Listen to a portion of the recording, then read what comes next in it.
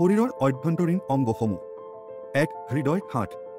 শৰীৰৰ মাজত ৰক্ত প্ৰবাহিত কৰে, অক্সিজেন আৰু পুষ্টি যোগান ধৰে আৰু অৱশিষ্ট পদাৰ্থ আঁতৰায়। 2. কিডনী। ৰক্তৰ পৰা অৱশিষ্ট আৰু অতিৰিক্ত প্ৰবাহী পদাৰ্থৰ নিষ্কাশন কৰে আৰু ইলেক্ট্ৰলাইট বেলেন্স ৰাখে। 3. যকৃত লিভাৰ। পুষ্টি প্ৰস্তুত কৰে, ক্ষতিকাৰক পদাৰ্থ বিষমুক্ত কৰে, পাচনৰ বাবে উত্তৰ উৎপাদন কৰে আৰু শক্তি সংৰক্ষণ কৰে। 4. পেট ষ্টামাক।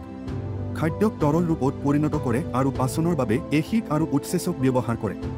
5. ফুফুস লাংছ।